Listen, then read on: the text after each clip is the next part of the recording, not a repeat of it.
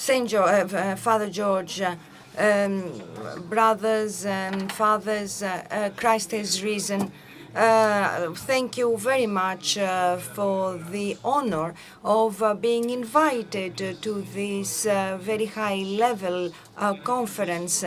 And we hope that our church, in its anxiety to reach people, uses also the internet.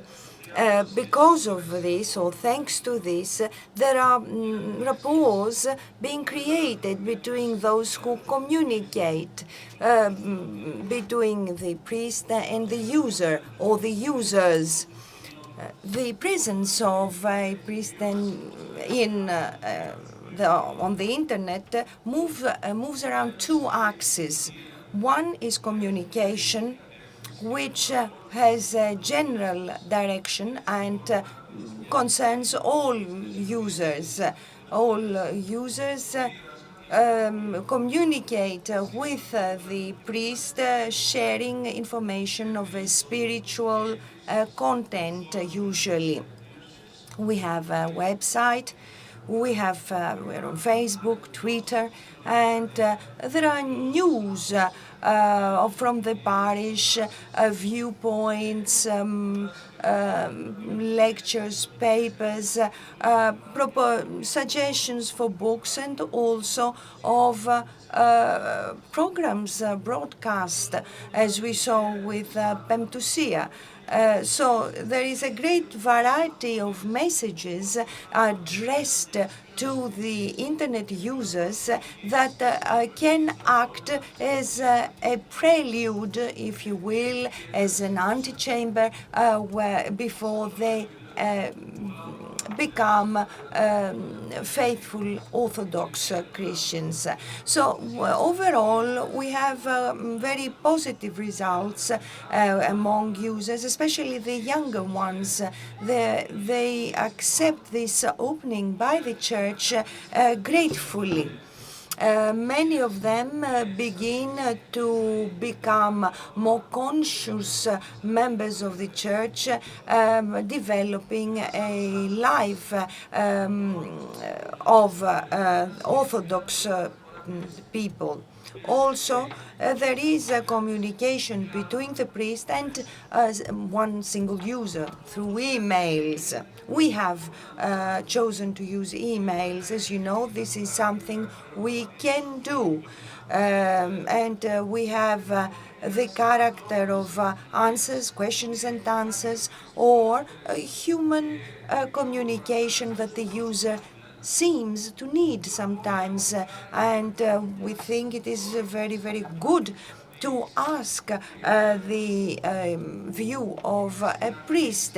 It could be the beginning stages of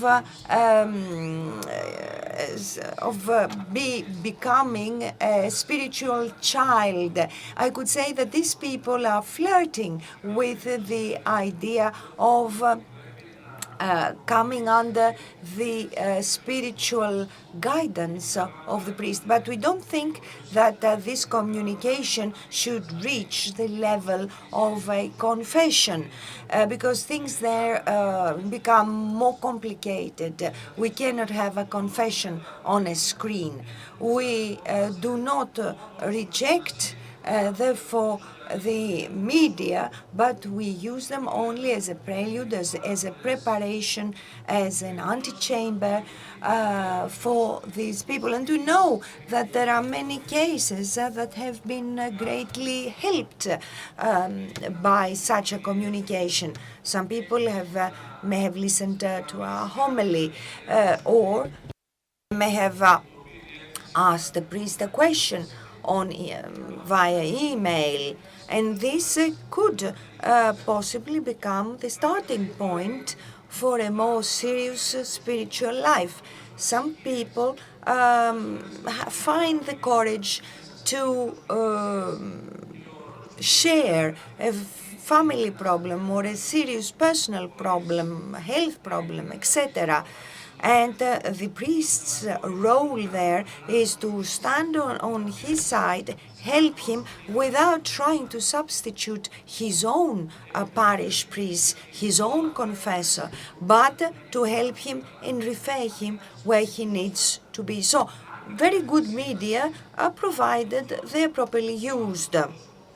If we want from the screen to go to the person, if from solitude we want to go to the church community, then this media is very good, a blessed one, and why not use it? But we must not enter the temptation to develop psychopathological states, as we heard from Father Vasilios Thermos and others.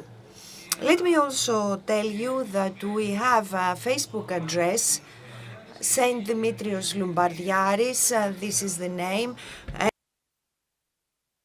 people who enter the page are informed by news, announcements for Mass, and so on and so forth.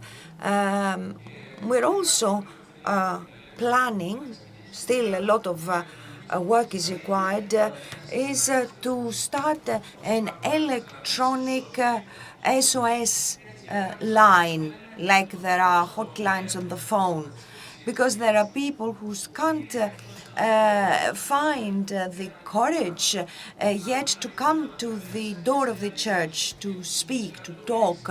So we're trying to open up a little window for them in order to enable them to contact us, to communicate from their home, from their room, because this is a reality, a sad reality, but people sometimes don't want to leave the room. There were people who wanted to commit suicide, who were ready to commit suicide, and they just needed someone to tell them something.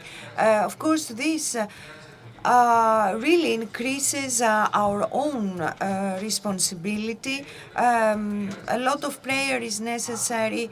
We need to be alert, and we need to continue being the students, the disciples of Christ, in order to give to our flock.